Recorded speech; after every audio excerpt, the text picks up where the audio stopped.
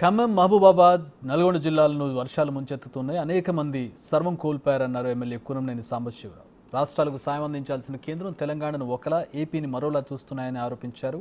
వరద ప్రభావిత ప్రాంతాలను రాజకీయ కోణంలో కాకుండా మానవతా దృక్పథంతో చూడాలని తెలిపారు. ఖమ్మం జిల్లా కొత్తగూడెం, మహబూబాబాద్, మొత్తంగా మహబూబ్ నగర్, అలాగే కృష్ణా పరివాహక ప్రాంతంలోని జిల్లాల్లో కని, సూర్యాపేట ఇటువంటివన్నీ కని విని ఎరగని రీతిలో వరద బారిన పడటం జరిగింది. ఈ వరదలకు సంబంధించినటువంటి ఈ వరద బారిన పడినటువంటి రైతాంగాన్ని, అలాగే పేద వర్గాల్ని, ఇళ్ళు కూలిపోయిన వాళ్ళని, వ్యవసాయ భూములు మేట ఇసుకలు డిపాజిట్ అయి మేట వేసినటువంటి భూములు, ఆ పంటల పైన ఉన్నటువంటి ఆ పంటలు పూర్తిగా పోయి ఎర్రమట్టి కనపడుతుంది, మొత్తం కొట్టుకుపోయి ఇలా చాలా అన్యాయంగా జరిగింది. మనుషుల ప్రాణాలు కూడా కోల్పోవడం జరిగింది, మీ అందరికీ తెలుసు. దీనికి సంబంధించి ఇవాళ కేంద్ర ప్రభుత్వం ఆంధ్రప్రదేశ్కు ఒక రకంగా, తెలంగాణకు ఒక రకంగా సహాయం చేసేటువంటి ఆ ధోరణి విడనాడవలసిన అవసరం ఉంది.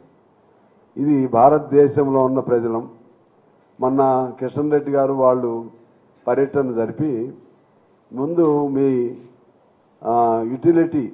పాత యుటిలిటీ సర్టిఫికెట్ అంటే పాత ప్రభుత్వం ఖర్చు చేసినటువంటి యూసీ అంటే యుటిలిటీ సర్టిఫికెట్ మీరు ఇవ్వండి. ఇవి లెక్కలు పెడతారండి ఎవరన్నా? ఈ టైంలో యుటిలిటీ సర్టిఫికెట్ ఇవ్వకపోతే ఈ రాయక మీరు ఆ యుటిలిటీ సర్టిఫికెట్ పాతది, లోటుపాట్లతో వాళ్ళు సరైన సమయంలో వాళ్ళు ఇవ్వలేదు. తీసుకోవాలి కదా. ముందు తక్షణం మానవత్వంగా నేను ఇదిగో ఇంత కేంద్రం నుంచి ప్రకటన చేస్తున్నాం అనే అంటం అనేది బాధ్యత. నెపం అనేది రాజకీయం చేస్తావా, మానవత్వంతో సహాయం చేస్తావా? అది కేంద్ర ప్రభుత్వం తేల్చుకోవాల్సినటువంటి అవసరం ఉంది. గతంలో ఎప్పుడు లేని విధంగా, ముఖ్యంగా ఆ జిల్లాల్లో అసలే లేదు.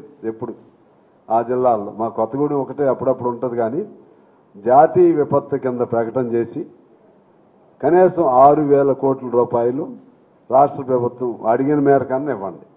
మా లెక్క అయితే 10,000 కోట్లు కావాలి, కమ్యూనిస్ట్ పార్టీ లెక్క.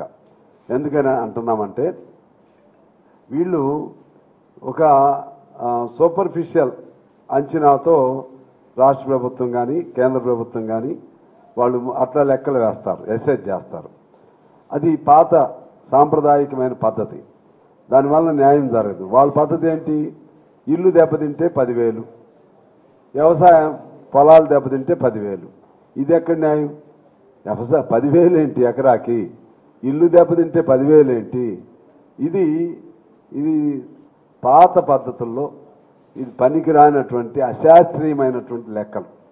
శాస్త్రీయమైనటువంటి లెక్కలలో కనీసం మేము అడుగుతున్నాం 10,000 కోట్లైనా ఇవ్వండి.